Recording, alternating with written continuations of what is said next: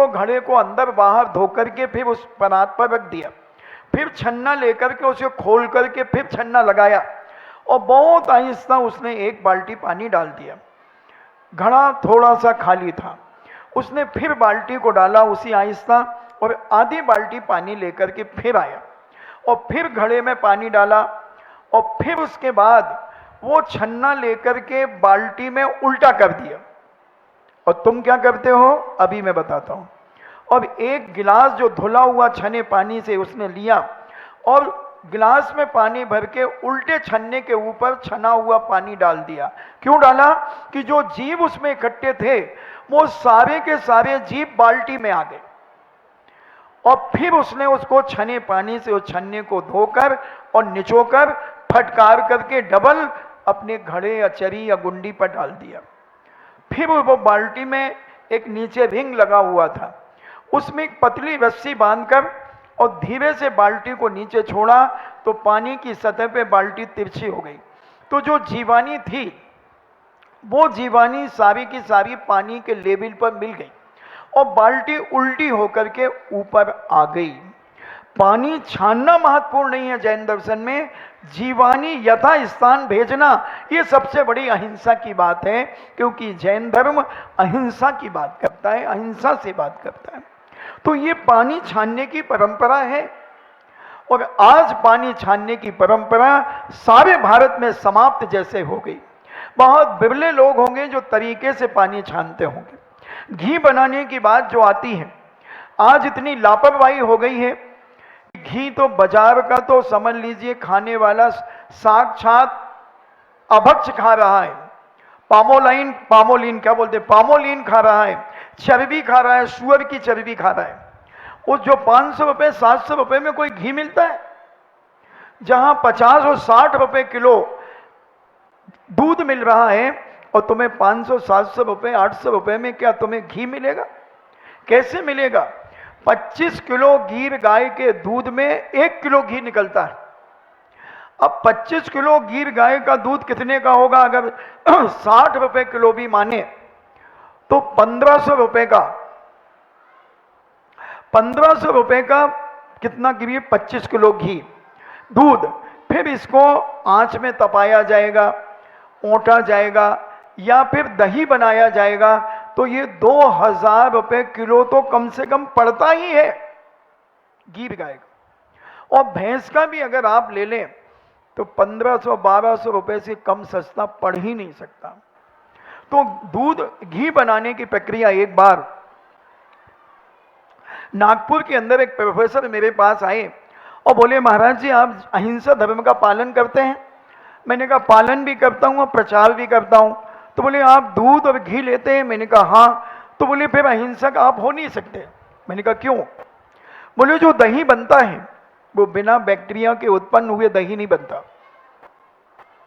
मैंने कहा सर जो दूध और दही जो आप जमाते हैं वो तो पूर्णतः मांसाहार है, क्योंकि आप सरस दूध के पैकेट से बनाते हैं।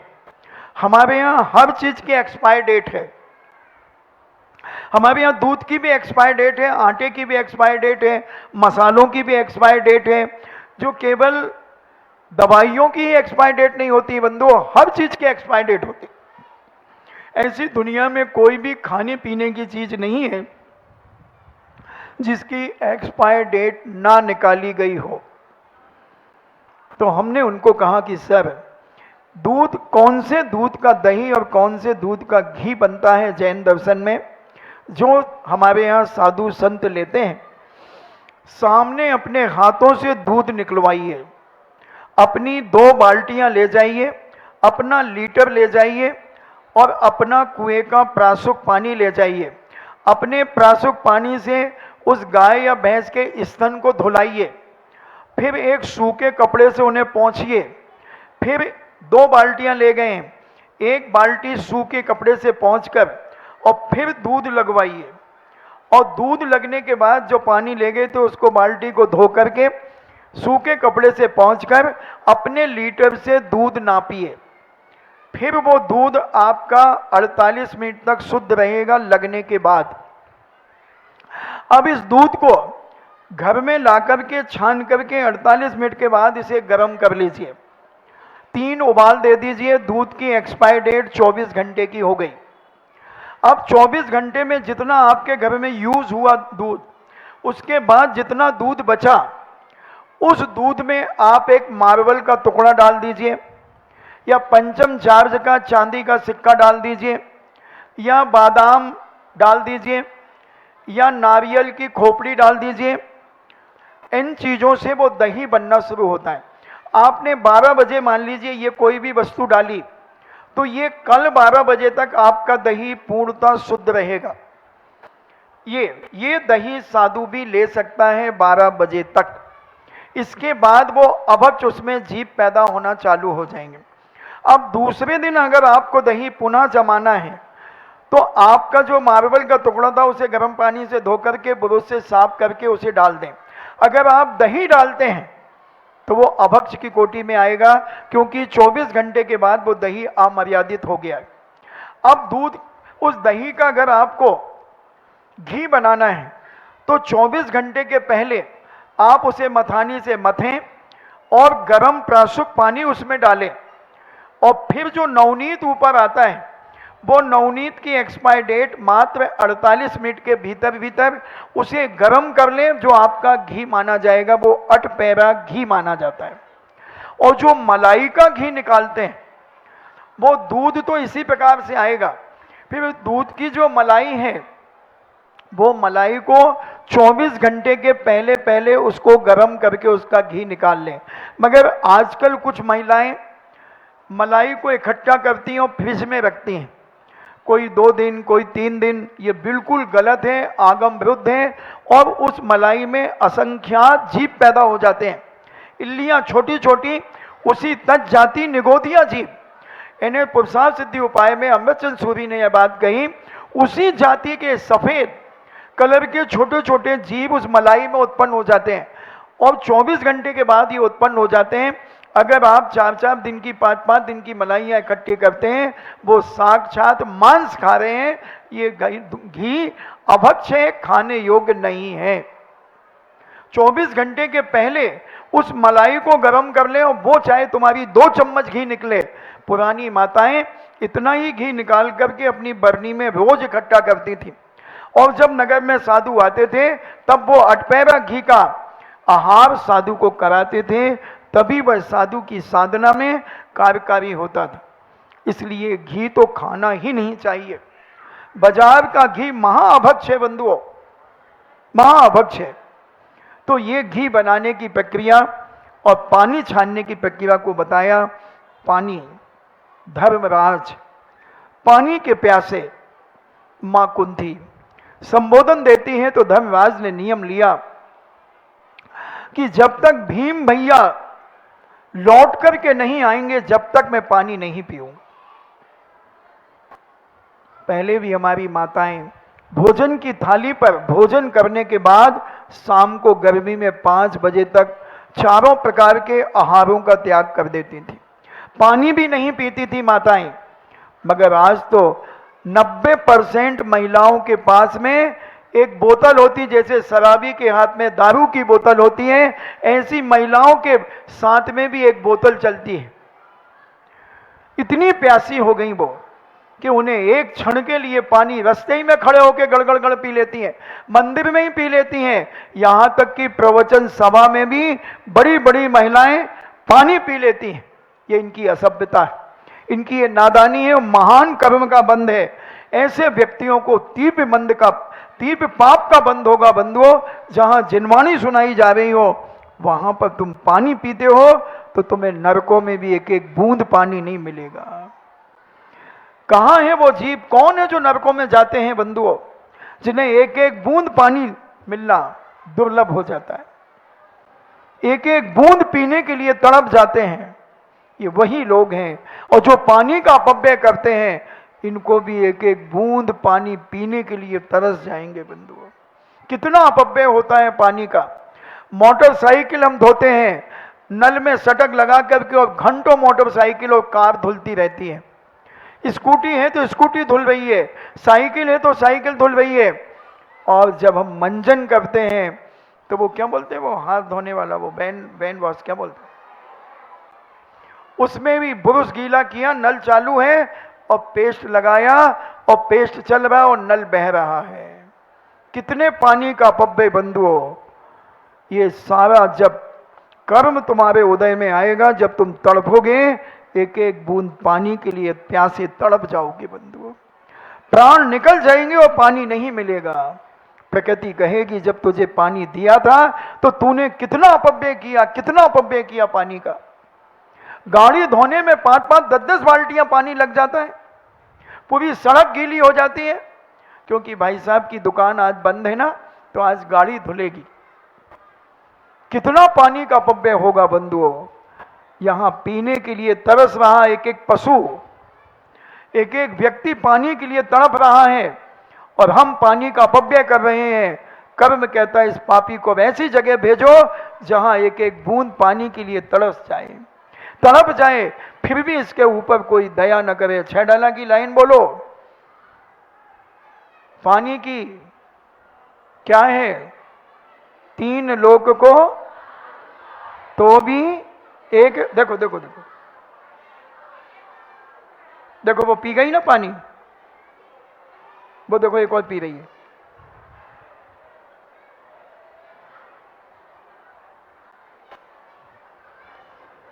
क्या जीवन है हमारा। थोड़ा विचार करें बंधु, हमने कैसे संस्कार दिए हैं बच्चों को, क्या सिखाया है।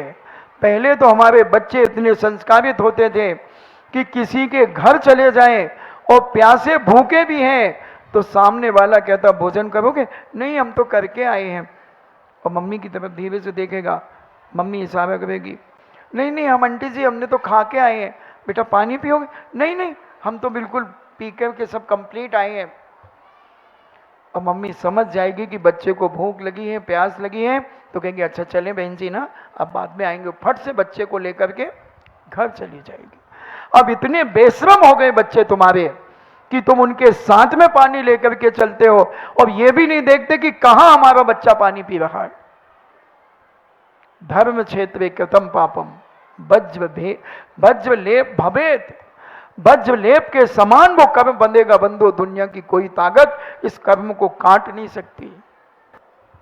ऐसे पानी, कितना पानी पीना है तुम्हें, कितना पानी पीना है, थोड़ी देर त्याग तो कर सकते हैं।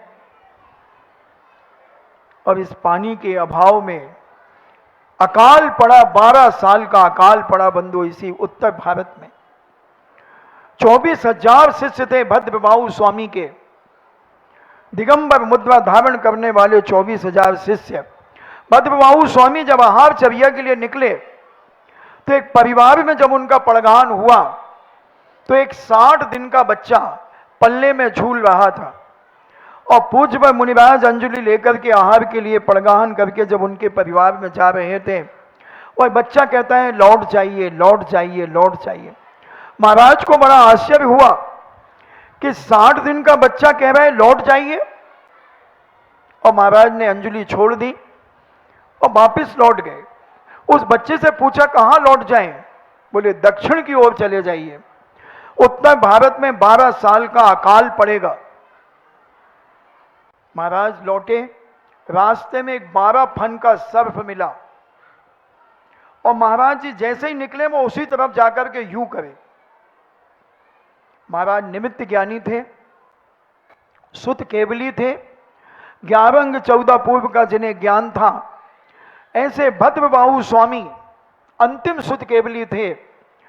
उन्होंने फौरन निमित्त ज्ञान से जाना कि ओहो, उस बच्चे के निमित्त से भी पक्का हो गया, इस सर्प के कारण भी पक्का हो गया कि उत्तर भारत में 12 साल का अकाल पड़ेगा, यानी 12 साल तक एक बूंद पानी नहीं गिरेगा। उसी समय उन्होंने सारे मुनिराज जो 24,000 शिष्य उनके उत्तर भारत में यत्न तत्व विचरण कर रहे थे, सभी के पास सूचना भेज दी कि सभी को दक्षिण की ओर विहार करना है। अब जब तुम्हें पता चले कि 12 साल तक हमारे दमोह में कोई महाराज नहीं आएगा तो तुम क्या करोगे, बताओ क्या करोगे। मान लो चलो इतने महाराज, कितने 11-12 महाराज कितने हैं, कितने महाराज हैं, 13 13 महाराज हैं। और बड़े महाराज अपने पूज्य निर्व्यापक श्रवण सुधा सागर जी महाराज कहें कि 12 साल तक हम दमोह नहीं आएंगे, तुम क्या करोगे? बताओ क्या करोगे? महाराज जी छुल्लकों को फोड़ेंगे, इनको भड़काएंगे। महाराज तुम रुक जाओ, हम सारी व्यवस्था करेंगे, हम आहार कराएंगे, हम सब कुछ करेंगे, आप चिंता मत करो। हमारे पिताजी के पास बहुत अनाज है, बहुत बड़े बड़े कुएं हैं हमारे यहाँ, सब कुछ हो जाएगा। ऐसे ही उत्तर भारत में बड़े बड़े सेठों ने उन पूज मुनिराजों से कहा कि महाराज आप चिंता न करें, आप बिहार न करें, हमारी सारी व्यवस्था है, हमारे 50 बड़े बड़े कुएं हैं, पानी की कोई कमी नहीं आएगी, हजारों लाखों बोरों के हमारे गोदाम हैं, किसी प्रकार का अनाज का कोई फर्क नहीं पड़ेगा, आप यहां रुकिए। और जो श्रावकों की बात में जो साधु आ गए वो रुक गए, और जो गुरु की आज्ञा मान करके जो बिहार कर गए वो दक्षिण की ओर चले गए, और गुरु महाराज भी दक्षिण की ओर चले गए। 1 साल हो गया पानी नहीं गिरा, और चतुर्थ काल में यानी पंचम काल के उस समय पीरियड में प्रायः साधु जंगलों में रहा करते थे, जंगल से आहार करने के लिए आया करते थे और आहार करके पुनः जंगल में चले जाते थे। देखना पानी के अभाव में क्या दशा हुई। और वो महाराज प्रतिदिन जंगलों से लौट करके आते और श्रावकों के आहार चर्या करके वापस जंगलों में चले जाते। एक दिन क्या हुआ कि एक मुनिराज थोड़े से लेट हो गए आने में, क्योंकि पानी का अभाव दिन प्रतिदिन कम होता जा रहा था। पानी के लिए लोग झगड़े करने लगे थे, गुंडे बदमाशों ने कुओं पर कब्जे कर लिए थे, गोदामें लुटने लगी थी। तो एक महाराज अकेले आ रहे थे, तो लोगों ने, असामाजिक तत्वों ने, वो भी भूख के मारे दुखी थे, मुनिराज को पकड़ लिया, उनके कमंडल का पानी पी गए, महाराज का पेट फाड़ करके भोजन निकाल लिया, मांस नोच लिया और हाथ पैर तोड़ करके वहीं छोड़ दिया और चले गए। जब जंगल में सभी मुनिराज अपनी अपनी जगहों पर बैठे थे, कोई 2 यहाँ 4 वहाँ, जैसे प्रवचन सुनने में भी अपने मित्र मंडली में बैठ जाते ना, जैसे 4-5 वहाँ बैठ गए, वहाँ बैठ गए, वहाँ बैठ गए, ऐसे ही मुनिराज भी जंगलों में रहते थे। तो जब उनने देखा कि हमारे साथ वाले महाराज नहीं आए, इधर उधर महाराजों से पूछा, बोले नहीं आए। जब दूसरे दिन आहार चर्या के लिए गए तो रास्ते में पीछे कमंडल पड़ा हुआ मिला, महाराज के हाथ पैर मिले, तो लोग सारे मुनिराज लौट गए कि हमारे संग के एक साधु का इस प्रकार से कार्य हुआ है, तो आज हम चारों प्रकार के आहारों का त्याग करके उनकी उस स्थिति पर हम शोक व्यक्त करते हैं। जब श्रावकों को पता चला कि आज महाराज लौट करके नहीं आए, आहार चर्या के लिए नहीं आए, तो फिर समाज जब जंगलों में गई तो कहा कि ऐसी ऐसी घटना हो गई है, तब महाराज क्या करें? तो समाज ने कहा कि महाराज जी अब दिन में आना बंद कर दो, अब रात्रि में आया करो, और हम तुम्हें पात्र देते हैं, यानी बर्तन देते हैं, और आप इन बर्तनों में भोजन ले जाना और दिन में खाना रात को ले जाना। जब रात को ले जाने लगे तो कुत्ते झपटने लगे, तो फिर उन्हें एक डंडा दे दिया कि डंडा से कुत्ते भगाना और अपना भोजन बचा करके जंगल में ले जाना।